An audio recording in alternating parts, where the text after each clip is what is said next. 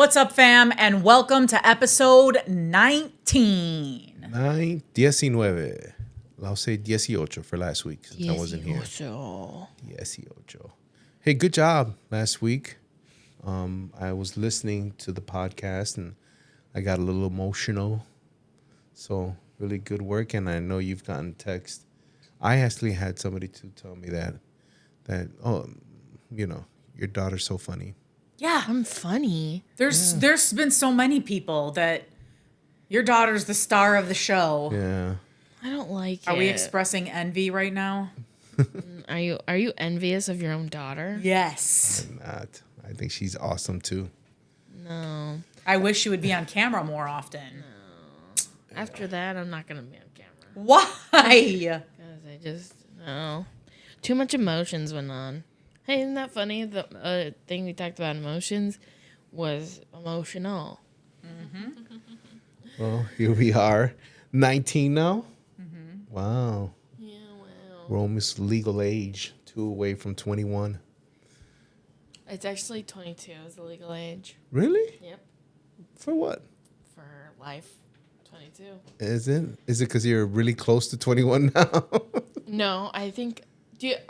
I don't actually know. I think I'm making that up. It's 21. It's 21. Yeah, you can buy cigarettes, buy booze. That's what That's what people are looking for, partying for, right? We rebuke that in the name of Jesus. Yeah. Okay, well, Anyways. last week we rated our emotions. Yes, you did. It was amazing. Yes, and we rated yours, but that was from our perspective, not yours. Yeah, that was pretty cool. I think I appreciate your mom's answer. And so, yeah, I do have the little voices go off in my head, but I have one big voice that I always turn to. And he's always right. And he's always right. He says he loves me. Okay. I'm the head and not the tail, above and never below. Well, we want you to rate your emotions. Okay. So I'm going to name them... Oh, nuts. Does it remind you to drink your water? Yes, it is. Okay. Okay. So I'm gonna give you an emotion. You're gonna rate it 1 out of 10. Out of your whole life. Out of your whole life. Because we got a little confused. Because mommy wasn't thinking right. Okay. Of course. Joy. 7. Okay. Sadness. Why are you making that face for joy? I'm surprised. Yeah, mommy's was a 9. I'm surprised your number's kind of low for joy. Well, I mean, my whole life, Yeah. I didn't grow up in Elmwood Park with two Ay, parents. santo Dios. Well, you said my whole life, right? Okay, 7. Go ahead. 7. I mean, Can't gauge it towards your. I'm not gearing it towards me. I honestly thought that your number would be higher based on just you. maybe just because of your growth. Yeah. I'm And just because of the kidding. fact that everybody, whenever they see you, they're always like, wow, you always got a smile on your face. Well, You're always walking around with such joy. The most depressed people are the most happiest, so you cannot say that. So, I mean, if I'm looking my whole life in a number of 10, 3 years, 3% of it, I think 70% being joyful, I think that's pretty good. And it should show in my life, no? Yeah. That's fair. I didn't say it was a 3. I said it was a 7. What are we focusing on the 3 for? Okay, anyways. Okay. 7. Okay. Sadness. I wish I would have been there. I would have debated you about your number. Yeah, that's true. Go ahead. Okay. Excuse me. Sadness. 4. Okay. 3 or 4. Something like that. 4. Okay. Fear. 5, 4 or 5. Why 5? Because remember, there's a difference between your Fear anxiety. and anxiety. Yeah, you guys did a great job outlining what anxiety is. Well, I'm fearful more for the people around me, right? Than for myself, but it is fear. It is fear. Yeah. I don't have no big mind-blowing reason why I said that number. I just thought I'd just pop it off my head. So let's bring it down to 4 instead of 5. And so, Okay.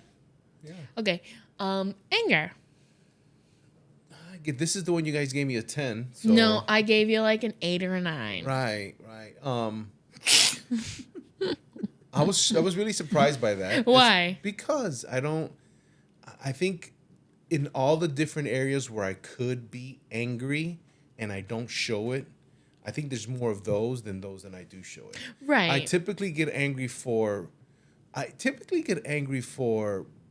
foolishness other than anything else, right? Just stupid stuff, right? That doesn't need to happen and it happened and it's just like, I think for the most part I'm pretty gracious and so I'll go with a 4 or 5. Okay. Yeah. Why are you laughing? Because Okay. Why? Because she's like, okay. Okay. Embarrassment. Maybe 3. Okay. Yeah, I just maybe 3. Okay. Something like that. Boredom. I'm never bored, really. Yeah. My brain is always going, even if so I'll go like a 2. Okay. And anxiety. Maybe a 4, 3 or 4, but I agree with your mama. Whenever I start to run those reels in my mind of all the things that could happen, I turn it over to the alpha and the omega.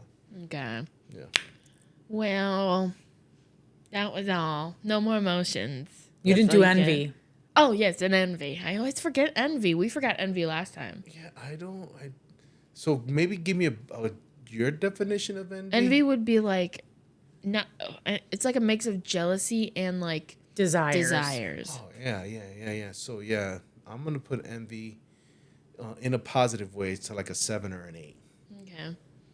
Yeah, because I envy those that can wake up in the morning and say, let's go to Dubai today.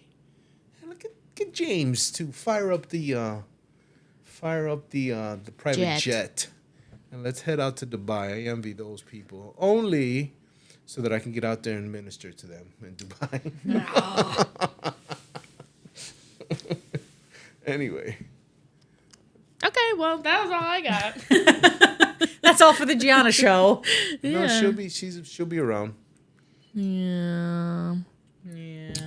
And then All we right. forgot to talk about nostalgia, but we'll move on. Oh, nostalgia. Give me a better definition of that. Nostalgia, Poppy? Seriously? Yeah, seriously. What's nostalgia? Nostalgia is like when things happen and they're really good, that's like stored in the back of your mind, and then later in life they come back and they're like, oh, do you remember this? Oh, yeah. Yeah, I love nostalgia, especially when it comes to my family. I love thinking about, you guys in Disney, even though you were like, my feet are tired. My feet are hurting. I wish I could remember. Yeah. All those. My all nostalgia those didn't. Winnie the Pooh coming into. I can bet my bottom dollar that even if we decide to go to Disney right now, we'll still hear the same thing. My feet hurt. Did you hear that in Universal? Okay, so don't do that. Don't do that. No, but I'm surprised you're not saying it. What? Whose feet were hurting? Yours, because you decided to wear Converse with no socks. Her mission Converse, I bet you too. No, they were like They're like these tie-dye. rainbow tie-dye ones Yeah. with no socks, which is the crazy part. And then we went into like Hogwarts and we were finding like long socks so that she could wear them. We went everywhere to try to find socks, and where do we find them? I don't remember. You did we do. find them? The Hard Rock Cafe. Oh yeah. For like one pair of socks was like $9. Yeah, seriously. But we found good sweater. Yeah, we did. We did. All right. Well, enough of this off-topic-y stuff.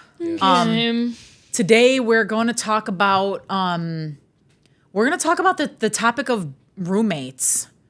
When you get to a certain place in your relationship, where there are some warning signs. So we're going to talk about some warning signs to look out for, and some things practically that you can do as a couple to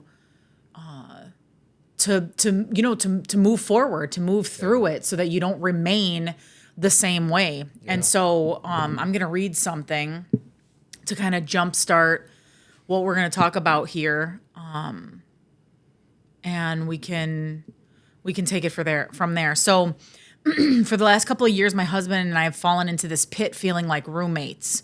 Between our jobs, kids, family, I feel like we're on autopilot. We bicker constantly because there's just unresolved tension. I feel I'm always mad or complaining, he says. We haven't been intimate in 3 years, so the problem has been lingering for quite some time, but I don't know where to start or what to do. When I bring up the issues to my husband, he tells me to stop overreacting and basically makes me feel like I'm just being dramatic. He knows that there's an issue with our intimacy because he's admitted that part, but he thinks it's because I don't find him attractive. But I do. We sleep separately because of the snoring problem, so that doesn't help. He doesn't like to talk about feelings and emotions, so I can't get that through to him. And even though we have the best time as a family with our kids, I feel alone emotionally. It's almost like every man for himself when it comes to the tasks around the house, too. Maybe I'm expecting too much out of him and he's not giving me anything to work with.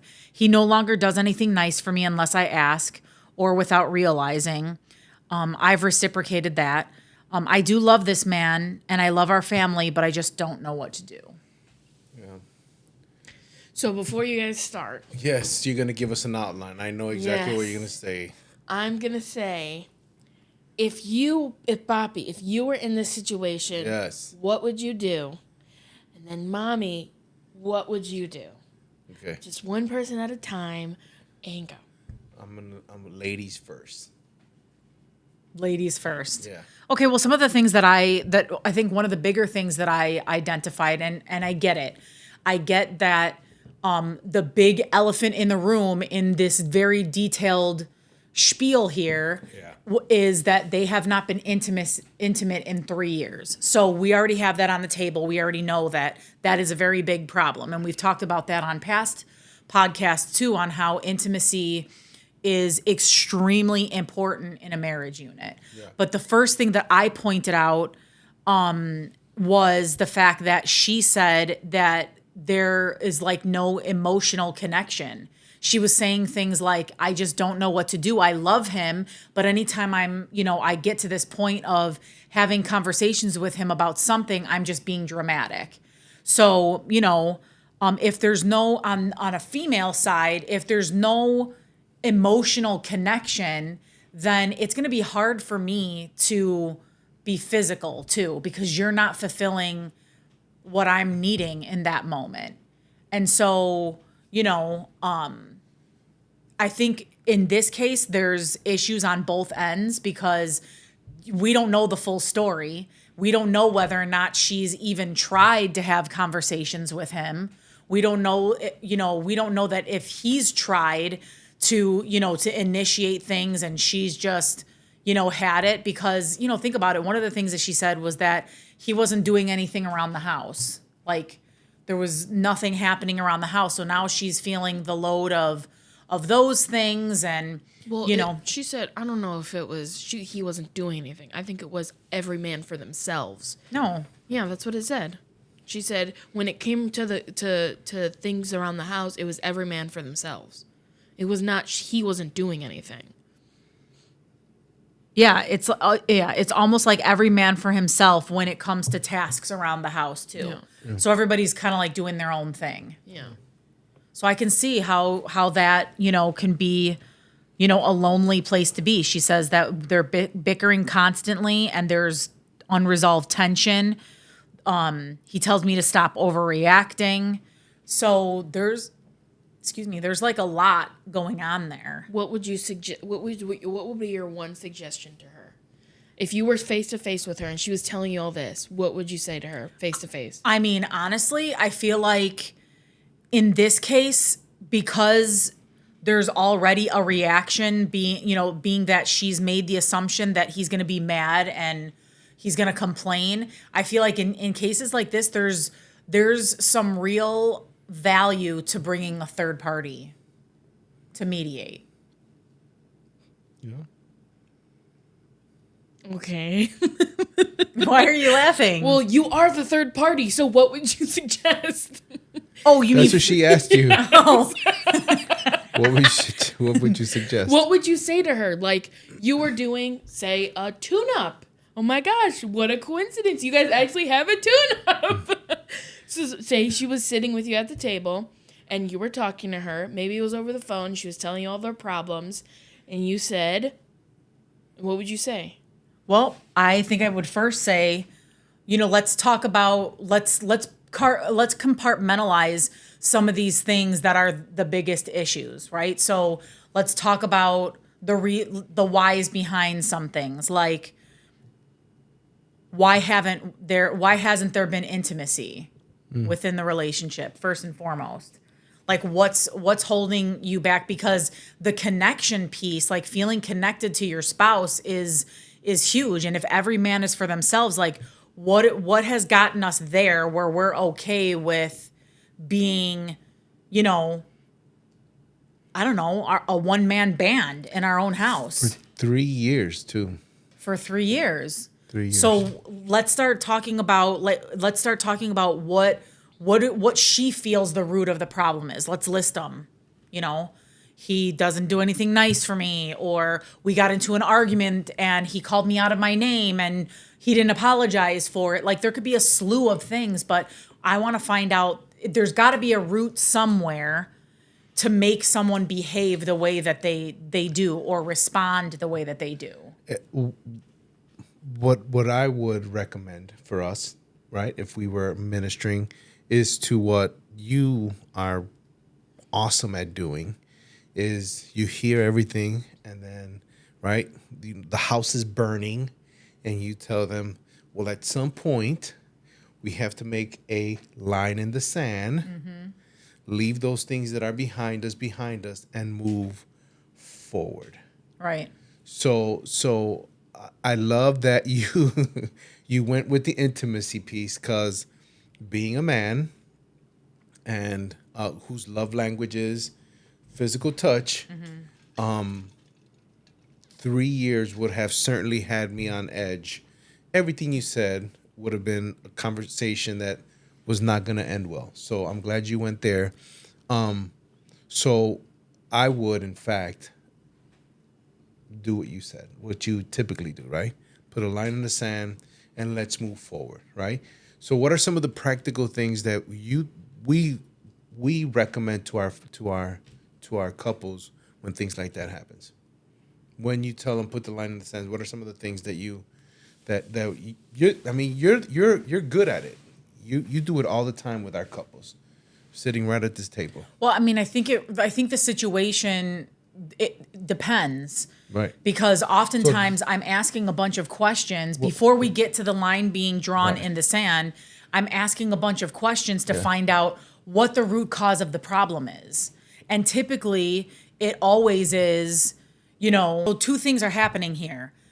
A, we got to find out what the root cause of the problem before we get to the line in the sand, because we have to find out what the issue is. 9 times out of 10, it's always, well, we've talked about it, the offense that happens during the conversation. So what is the root cause? Well, he called me out of my name and there was no apologies, there was no this, there was no that, whatever the case may be. I think it's going to be kind of hard to narrow that down.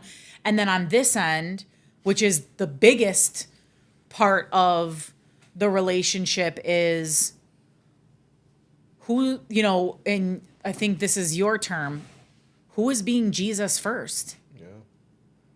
Who is incorporating the King of Kings to help not only rectify, but put the fires out? That you used that before, and 9 times out of 10, again, what does the prayer life look like? Well, we don't pray. Okay, well, what does the prayer life look like individually? Well, we really haven't gotten there yet. Yeah. Okay. Well, that's a big problem. Yeah, for sure. If we are not aligning ourselves to have this relationship that is Christ-centered, then of course every little thing is going to be an annoyance. Every little thing is going to be, a fire. And you even said it earlier too, some things I get really angry at, and they're very stupid things. Yeah. So, I think hope that I'm like answering that question, Yeah. right? But it all boils down to, and we talk a lot about this in our discipleship classes, but it all boils down to that real small part, entryway of the heart, where where the offense gets in, and then it just causes a bigger problem because we have so much unresolved issues that not that we forget them, because they always come up in conversations, but we don't target them. We don't look at them head on and start to really do and put in the work to fix it. It starts at the root, and we just keep watering it with nonsense, and weeds keep continuing to grow. Yeah. Yeah, and for us as men, I think we need to take a step back and realize that intimacy does not start and end in the bedroom. Intimacy has got to come before we get there. Intimacy is knowing your wife, what she likes, what she appreciates, and as usual, right? Ephesians 5:25. Right, we're to love our wives the way Christ loved the church, so much so that he gave his life for her. Now, we're not asking you to give your life up, but we are asking you to put your agenda to the side, which is reacting to the way she reacts, matching her stress and her anxiety with more stress and more anxiety, right? And really working on, again, bringing in the Prince of Peace so that there can be some movement forward. 3 years is a long time for no intimacy. So they need special help. This couple that you have there, they need special help. But let's take a step back and just start with a couple that has just barely started to feel like a roommate, right? Not someone because that one is that's extreme. That's an extreme case. That's a couple from hell, right? So let's just. Oh my gosh. So, and I know somebody may say something about that, but if those people are sitting at our tables, we're going to fast for like 3 days before we talk to them, because that's a lot going on, right? Yeah. They don't sleep together. They haven't had sex in 3 years. Everything gets everybody angry. That's a lot, Yeah, right? they're every man for themselves. Every man for themselves. And not for nothing, right? I wonder what the man feels like in that everything's fine. Yeah. Right? Right? He may be like, oh, we're good. We argue once in a while, but, I don't cheat on her. I don't drink. I don't get high. I go to church with her on Sunday. We're good. And in her world, it's totally different, right? But anyways. So you wanna target the couple that is just starting to feel the roommatey feel. Yeah, I think those are more likely than this really tough one. Okay. So you may notice a decrease in emotional intimacy, closeness with your spouse. Conversations may revolve just about practical matters. Who's going to drop the kids off? Who's going to pick them up? Right? Those kind of things. You may feel like there's a distance between you that there hasn't been before. Right? What do we do? What do we do with things like that? So I put down in my notes, let's start setting goals together. Right? Something simple. Right? Let's start setting goals with each other. You okay, babe? Sorry, I don't mean to. No, I'm good. I'm just sitting here like this. This isn't. Okay. Sorry. I think goal setting is good, I and thought you the and director was giving us a hint. No. Go ahead. I think goal setting is good, and you and I talked a little bit about that as we were preparing for this. That some of our couples know that we love to do that in the beginning of the year, but it doesn't have to be just a goal setting, starting to kick off the year thing. Yeah. Like goal setting, there should always be continued follow-up to kind of check the progress of your goal. So one of our goals is to have multiple passive lines of income, right? Yes. And so yesterday, my wife took a good portion of the day just sending me all different kind of things like, what do you think about this? What do you think about that? I set up a call with this person. I think we're going to do this. And so what does that do? That puts us together, right? Mm-hmm. With a common cause, rowing in the right direction. It has nothing to do with sex. It has nothing to do with anxiety. It has nothing to do with any of those things. But we are now rowing the boat in the same direction in a few different things. And that's what keeps your relationship fresh, that's what removes that whole roommate thing, right? From the equation.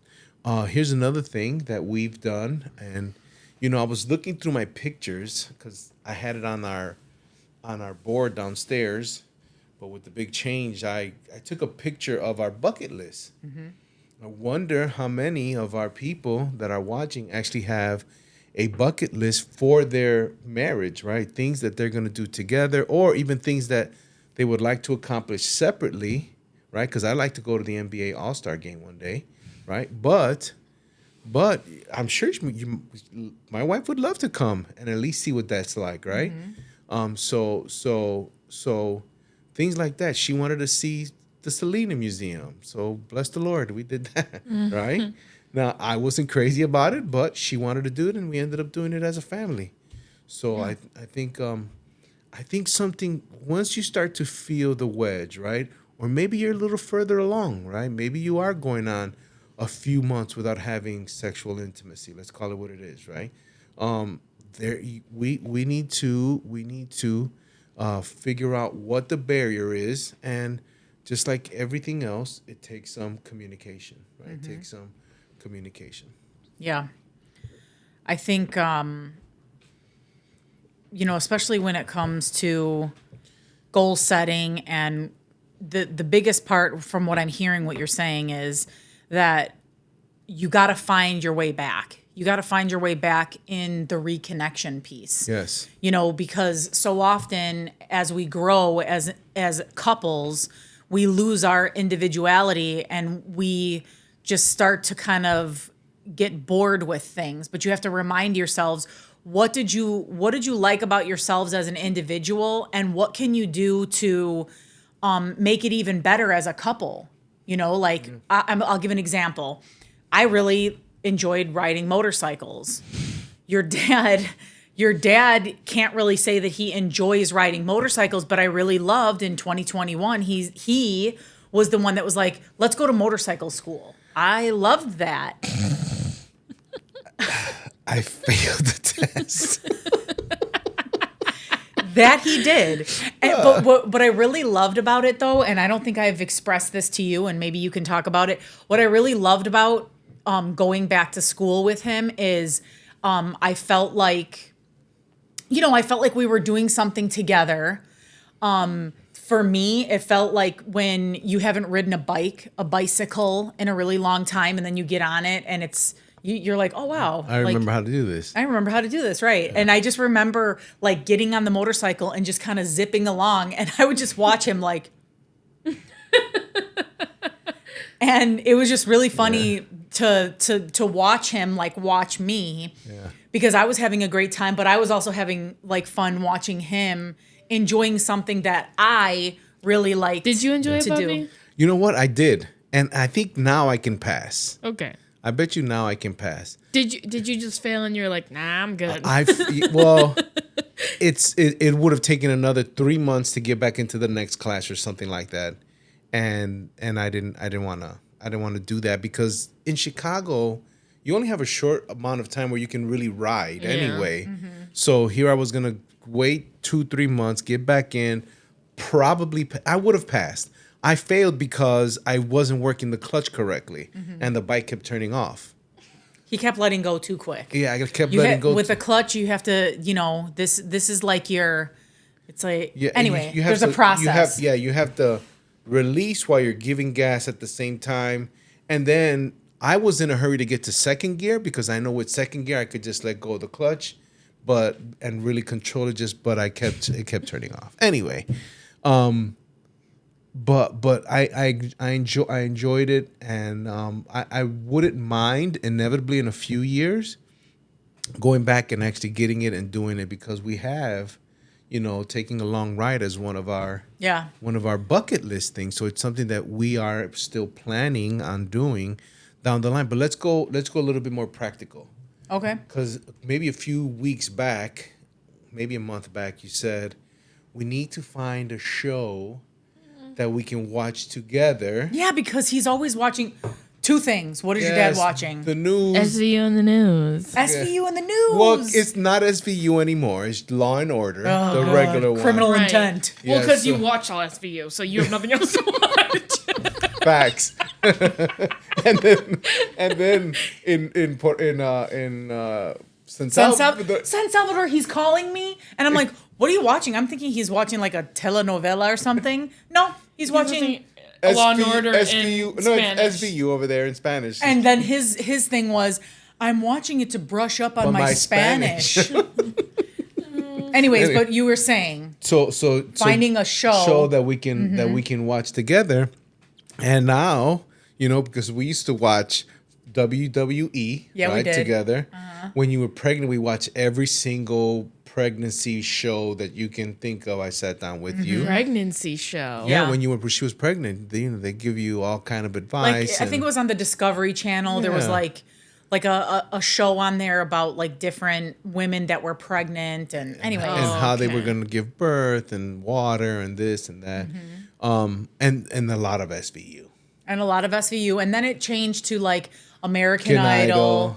Idol. Yeah, and we there was throughout our whole relationship, there was always a show that we really enjoyed together, and that was one of the things that we said. Okay, so clearly, we know that there's couples out there that maybe you can't afford to go to the movies all the time or whatever. Find a show on TV and make that your Yes. thing. So like, what is our recent show, Velasquez? America's Got Talent. Oh my fam. gosh. You gotta check I it thought it was. What's the other one? You gotta check it out. We were The watching Chicago PD. Yeah, we were watching that, but like this to me reminds me, like what we're watching right now with AGT is reminding me of like, of those shows, like Yeah, when like we would like interact.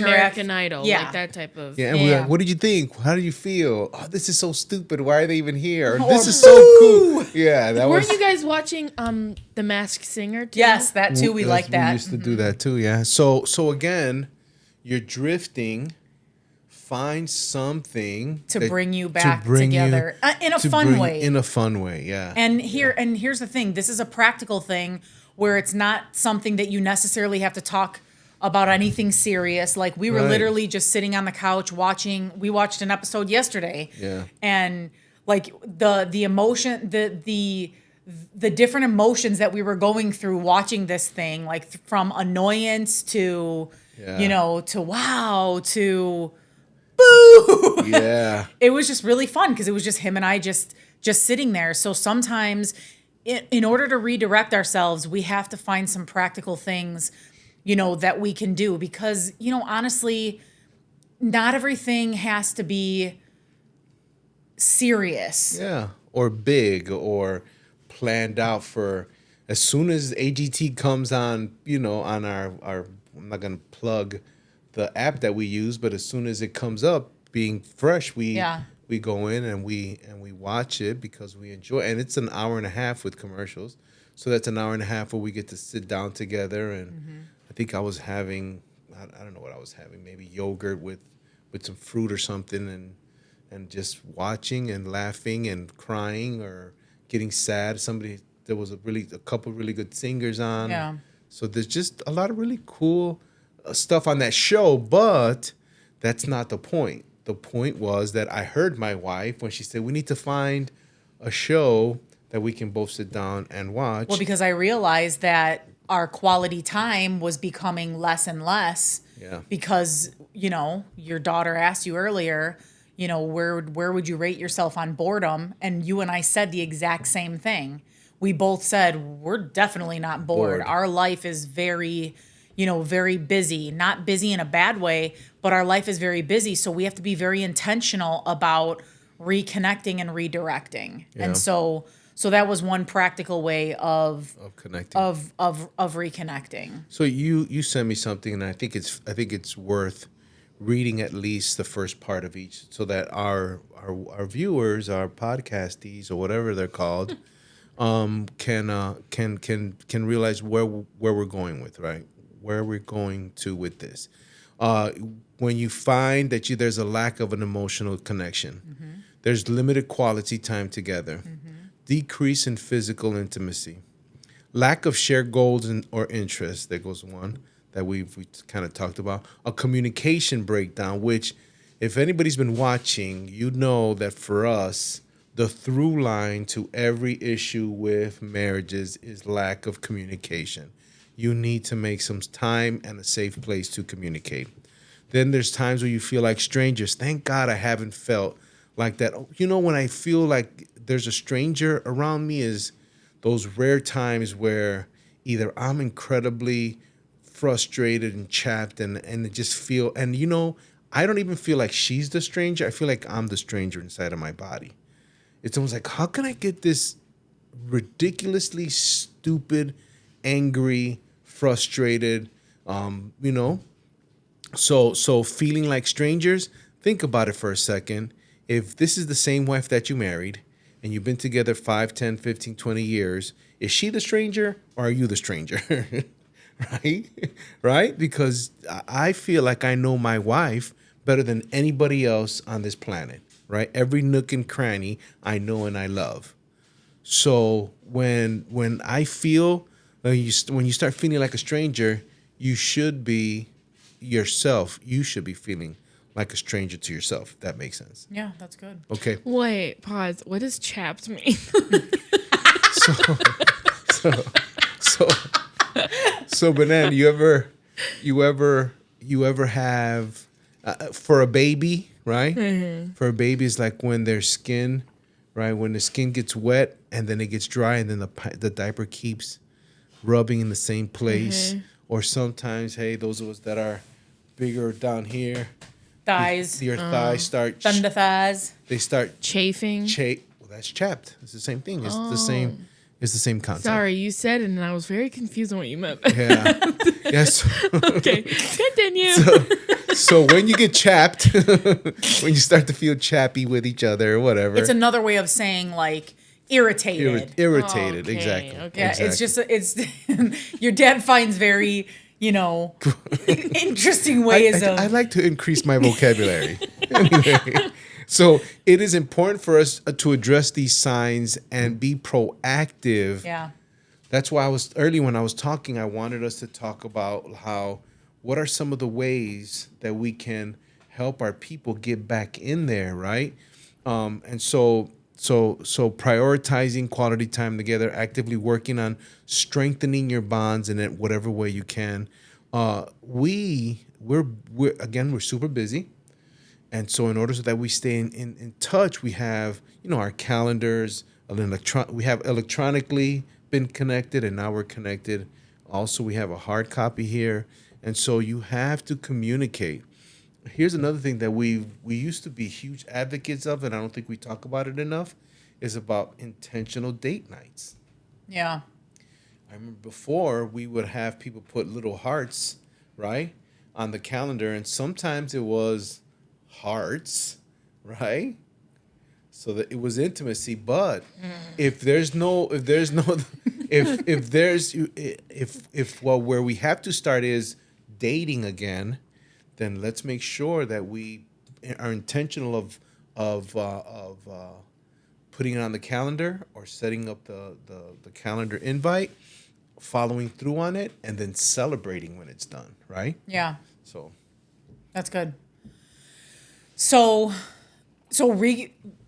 finding ways of reconnecting. yeah. All right. What was the next? Well, We talked about you sent a lot communication, in here. feeling like strangers is important to, okay. And these are all my notes. So like I'm already going through. Yeah.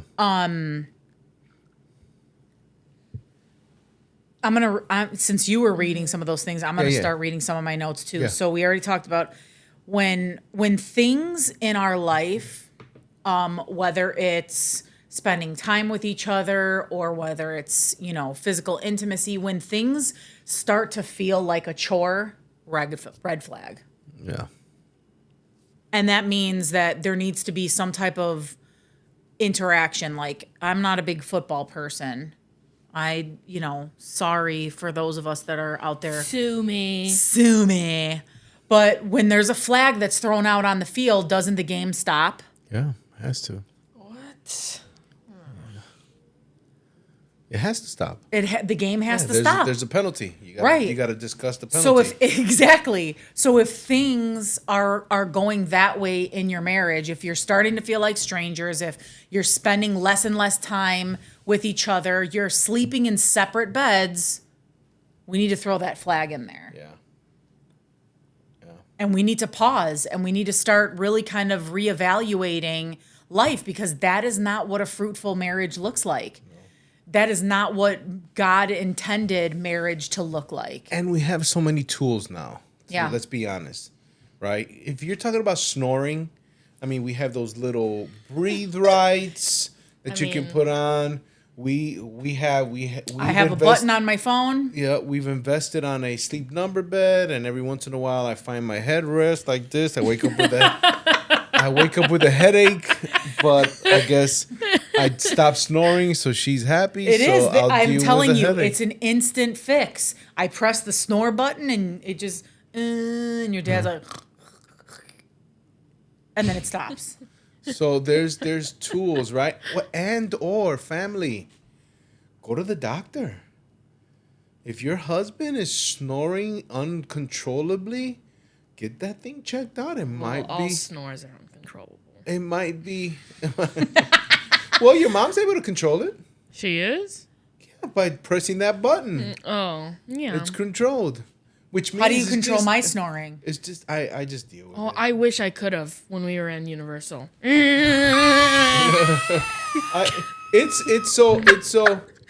really is not. It's really not that loud. Oh, Bobby. Well, at least for me, anyways.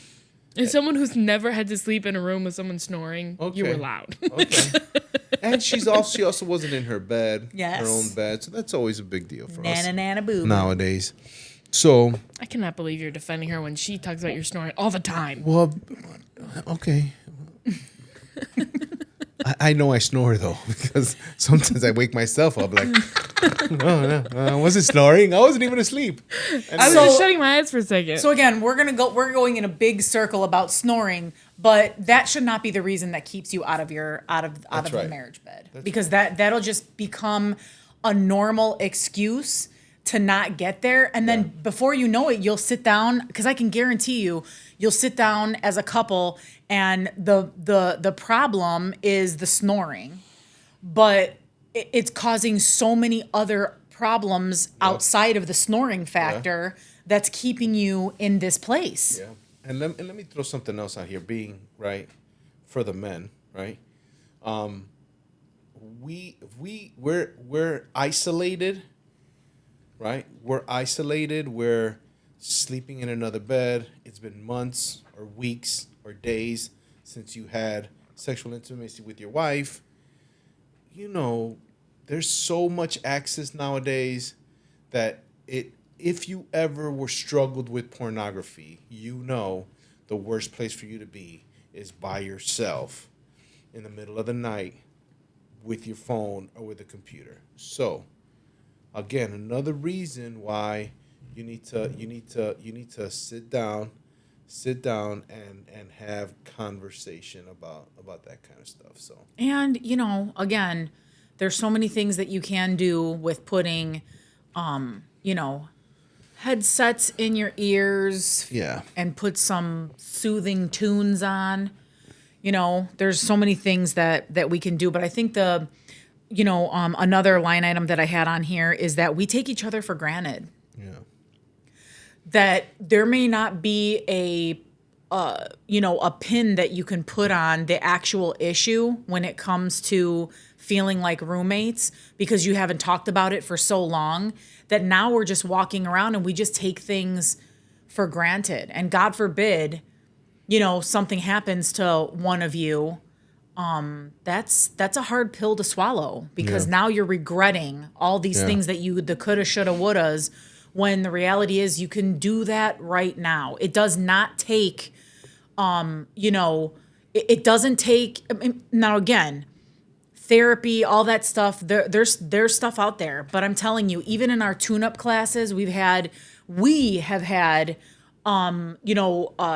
a light bulb turned on because we did our own tune-up class and answered questions and all these things, and we realized that there are things that we could be doing. You know, when you're first married and you mark off like, oh, I'm going to take out the garbage and I'm going to do this and I'm going to do that, that evolves over time. And you will find that you and your spouse end up taking on 50% of, 50 things in the house, right? Like at one point you may have thought you're going to take care of all the laundry because I'm working, but now we do our own laundry. Yeah. We were just talking to a couple about this on Sunday. Yeah. Like she shrinks my clothes. So I do my laundry, she does her laundry, but I think we take each other for granted in those things because now we're holding, anger towards the other person because somebody's not doing more than the other. But it's just a quick conversation. Yeah. Like, all right, let's sit down and let's kind of revamp these things. How are you feeling about this, that, and the other? I will still stand by the fact that, when it comes to the things on the outside and the cars, that you will always handle those things. But while he was gone, I handled those things too. Pumping gas, cleaning the car, vacuuming it. And you'll find that even in those moments, you will be very appreciative that your spouse does those things because I didn't like it very much. I didn't think so. I didn't like it very much. So I appreciate when you do those things for me. So let's talk through the practical. Let's give our people three of the practical stuff, right? So calendars and meetings around calendars, right? So that you can start to get connected. And around your goal settings. Goal setting. It's got to be a constant follow-up. Yeah, goal settings, big and small goals with your spouse, right? A show, a stroll that maybe for you. Activity. For an activity. Yeah, maybe for you it's taking a walk around the block or, taking a bike ride or something where you guys can connect. Think about it for a second. Most of these things, you don't even have to talk, right? Right? It would be ideal if you do, but the reality is if you're in a place where you're not talking much, at least this way you can start to be in their presence, and that's how it begins. Puzzles. And begins to build. I love that. Remember when we did the puzzle? Yeah, Legos. Yeah. And what's the third one? No, I gave you 3. You have any more you want to add? Well, you said the goal setting and the calendars. And then finding a show to be, that's 2. That's 3, Mommy. What? Calendar, goal setting. Finding a show. So, yes. That's 3. Okay. Do you have anything else? So for you, anything else you want to add? Well, I think when you are also doing like your calendars and the goal setting things, don't overwhelm yourself by overwhelming the paper with all these things. Let's just start with 3. 3 things that we want to do within, the next 3 to 5 years in terms of goal setting and what's going to be for the betterment of your family. Yeah. And then we talked about getting 3 things that you want to put on a bucket list that you absolutely want to achieve with your spouse. And it's got to be something that the both of you are willing to compromise for each other to do. Yeah. Don't overwhelm paper with all of these things. Just stick to. So we gave you 3 things. Then. Yeah. Okay. So now I want to give you God's word. Give it to us. Okay. So most important. Everybody knows Proverbs 3, 5, and 6.